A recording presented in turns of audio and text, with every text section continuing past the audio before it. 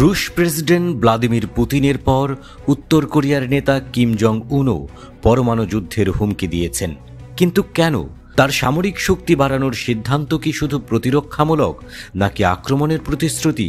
উত্তর কোরিয়ার পরমাণু কর্মসূচির নতুন মোড় কি আবার বিশ্বে একটি নতুন যুদ্ধের শঙ্কা তৈরি করবে? কিম জং উনের পরমাণু কর্মসূচির মূল কারণ কি? কেন যুক্তরাষ্ট্রের সঙ্গে উত্তর কোরিয়ার সম্পর্ক একেবারে তিক্ত হয়ে উঠছে?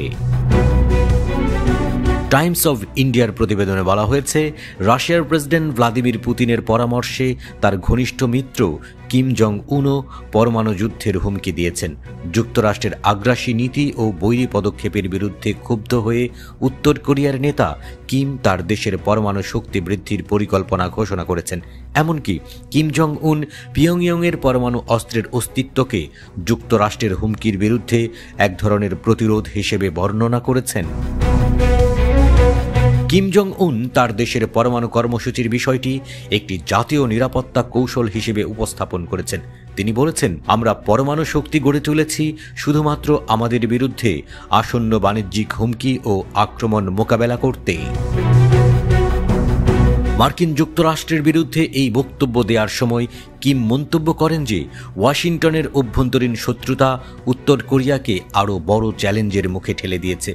কিম জং উন পিয়ংইয়ংয়ে তার দেশের প্রতিরক্ষা প্রদর্শনীতে কিছু অত্যাধুনিক এবং শক্তিশালী অস্ত্র সিস্টেম প্রদর্শন করেছেন, যার মধ্যে ICBM বা আন্তঃমহাদেশীয় ব্যালাস্টিক ক্ষেপণাস্ত্র ছিল। এই ক্ষেপণাস্ত্রগুলো এমনকি মার্কিন যুক্তরাষ্ট্রের মূল ভূখণ্ডকে লক্ষ্যবস্তু করতে সক্ষম।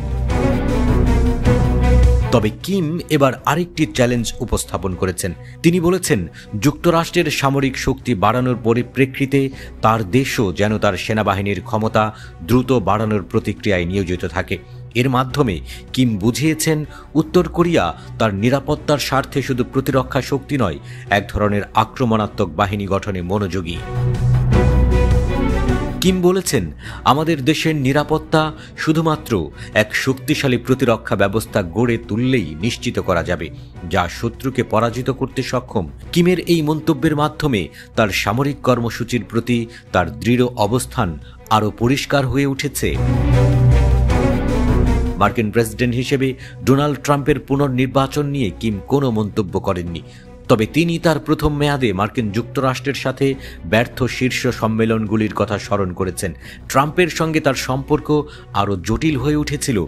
2018 এবং 19 সালে অনুষ্ঠিত 3টি শীর্ষ সম্মেলন প্রত্যাশিত ফলাফল না পাওয়ার পর ট্রাম্পের প্রতি কিমের আস্থা এবং সম্পর্কের খারাপ অবস্থা আরও স্পষ্ট হয়ে ওঠে। এই পরিস্থিতিতে কিমের পরমাণু কর্মসূচি ও সামরিক শক্তি বিস্তার পশ্চিমা বিশ্বকে আতঙ্কিত করছে।